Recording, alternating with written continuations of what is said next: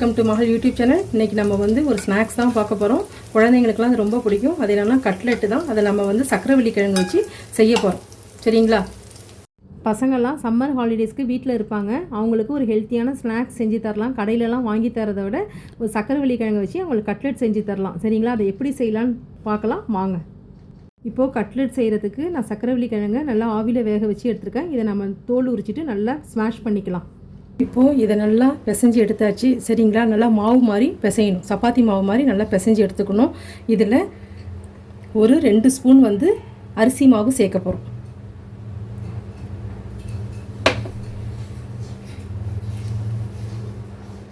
Next காரப்பொடி,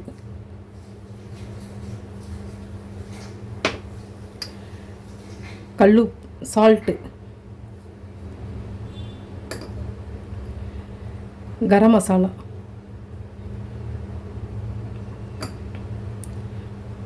next இஞ்சி பூண்டு paste,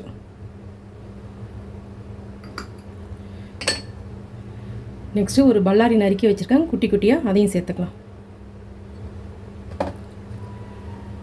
பச்சை மிளகா, நெக்ஸ்ட்டு கொத்தமல்லி தழையும் கருவேப்பிலையும் வந்து நறுக்கி வச்சுருக்கேன், அதையும் சேர்த்துக்கலாம். இப்போது இது எல்லாத்தையும் நம்ம சேர்த்து பிசைஞ்சிக்கலாம். உப்புலாம் கரெக்டாக இருக்கா என்னென்னு மட்டும் பார்த்துங்க. இப்போது இது மாதிரி எல்லாத்தையும் சேர்த்து பிசைஞ்சு எடுத்தாச்சு. தண்ணிலாம் விட வேணாம். சரிங்களா? இது மாதிரி நமக்கு என்ன எவ்வளோ அளவு வேணுமோ உருண்டை வேணுமோ அது மாதிரி உருண்டை பிடிச்சி நம்ம தட்டி எடுத்துக்கணும் கட்லெட்டுக்காக. சரிங்களா? இப்போ இதை எப்படி வந்து எண்ணெயில் போட்டு பொரிக்கலான்னு பார்க்கலாம். நமக்கு பொரித்து எடுக்கும் பொழுது நல்லா கிறிஸ்பியாக பொறுன்னு வரணுங்கிறதுக்காக நான் வந்து 4 ப்ரெட் எடுத்து அதை நல்லா வெறும் கடாயில் போட்டு நல்லா டோஸ்ட் பண்ணி வச்சுருக்கேன். சரிங்களா? இதை நம்ம வந்து பிச்சு போட்டு நம்ம அரைச்சிக்கலாம். கொஞ்சம் குறப்பாக தான் அரைக்கணும்.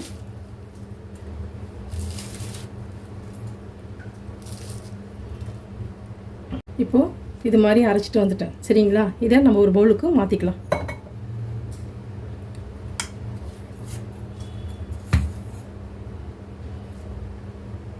இப்போ கோட்டிங்காக 2 ஸ்பூன் வந்து கார்ன்ஃப்ளவர் மாவு நம்ம சேர்த்துக்கலாம்.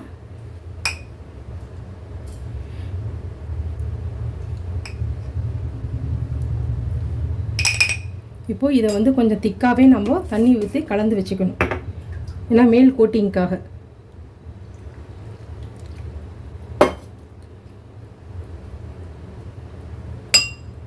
இப்போது இந்த மாவு கரைச்சி வச்சுருக்கோம் கார்ன்ஃப்ளவர், அதில் கொஞ்சமாக லைட்டாக உப்பு சேர்த்துக்குங்க.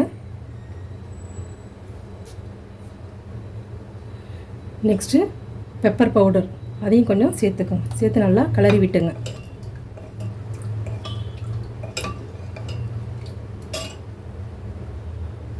இப்போது மாவை வந்து நல்லா நம்ம நல்லா உருண்டை பிடிச்சிக்கணும். நமக்கு என்ன ஷேப் வேணுமோ அது மாதிரி எடுத்துக்கலாம். எவ்வளோ அளவு வேணுமோ அது மாதிரி எடுத்துக்கலாம்.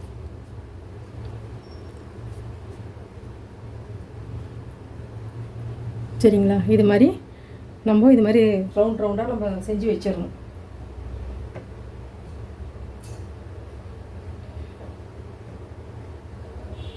இப்போ இது மாதிரி நல்லா நம்ம ரவுண்ட் பண்ணி நம்ம எல்லாம் எடுத்துக்கணும். சரிங்களா? இப்போது இந்த மாவு கரைச்சி வச்சுருக்கோம்ல கார்ன்ஃப்ளவர் மாவு, அதில் இப்போ நம்ம ஒவ்வொன்றா போட்டு டிப் பண்ணி எடுத்துடலாம்.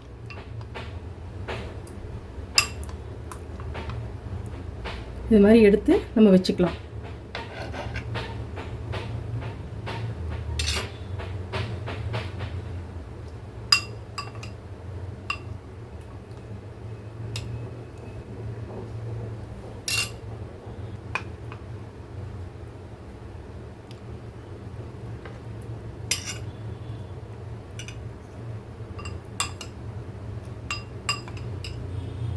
இப்போ இந்த கட்லெட்டுக்கு வந்து தொட்டு சாப்பிட்றதுக்கு நான் ஒரு சட்னி அரைக்க போகிறேன். அதுக்கு இஞ்சி கொஞ்சமாகவும், ஒரு 2 நெல்லிக்காய் எடுத்துருக்கேன், காரத்துக்கு 2 பச்சை மிளகாய், புதினா, கொத்தமல்லி, கருவேப்பிலை சேர்த்துருக்கேன்.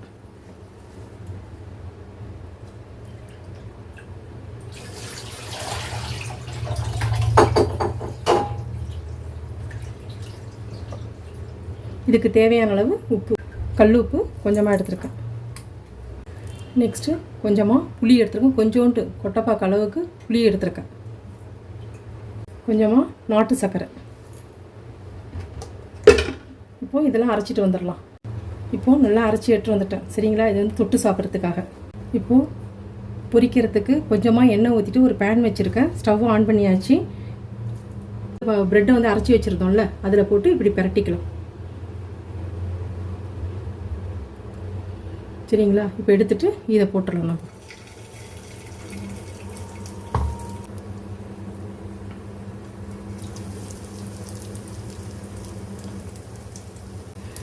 நீங்கள் கார்ன்ஃப்ளவரில் வந்து உடனே துவைச்சி போட்டு இது மாதிரி டிப் பண்ணிவிட்டு அதுக்கப்புறம் உடனே நீங்கள் வந்து பிரெட் கிராம்ஸில் இப்படி போட்டு எடுத்து போட்டுடலாம் சரிங்களா. ஏன்னா அது வந்து நல்லா காஞ்சிருச்சுன்னா வராது எடுக்கிறதுக்கு. அதனால் நீங்கள் உடனே செய்கிறதுக்கு நீங்கள் கார்ன்ஃப்ளவரில் போட்டுட்டு நெக்ஸ்ட் இதில் பிரெட் கிராம்ஸில் போட்டுட்டு இதை போட்டுருங்க.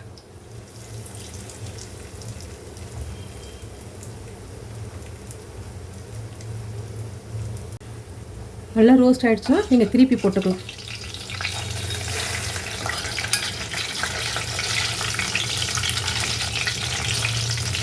ரொம்ப ஹையில் ஃப்ளேம் வந்து ரொம்ப ஹையில் வைக்காதீங்க, கொஞ்சம் மீடியமாகவே வச்சுங்க.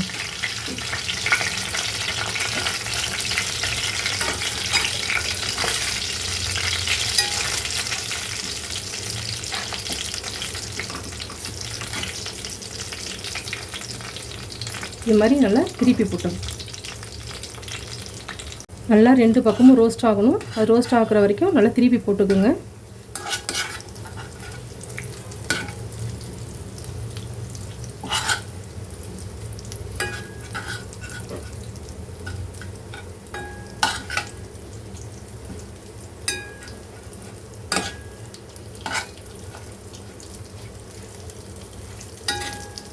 கொஞ்சமாக எண்ணெய் விடுங்க போதும், நிறையெல்லாம் எண்ணெய் விட வேண்டாம். இப்போது 2 பக்கமும் நல்லா ரோஸ்ட் ஆகிடுச்சு. இப்போது நம்ம அதை வந்து நம்ம எடுத்துலாம், ஒரு பிளேட்டில் வந்து ட்ரான்ஸ்ஃபர் பண்ணிடலாம்.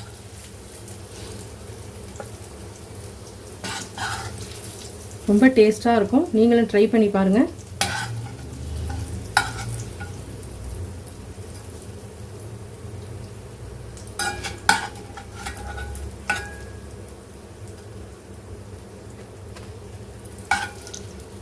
ரொம்ப ஈஸியாக ரொம்ப டேஸ்ட்டாக நம்ம வந்து இன்றைக்கி வந்து சக்கரவள்ளி கிழங்கு கட்லெட் செஞ்சுருக்கோம் சரிங்களா. ரொம்ப ரொம்ப நல்லாயிருக்கும், நீங்களும் வீட்டில் ட்ரை பண்ணி பாருங்கள். பிடிச்சிருந்தா லைக் பண்ணுங்கள், ஷேர் பண்ணுங்கள், கமெண்ட் பண்ணுங்கள், சப்ஸ்கிரைப் பண்ணுங்கள்.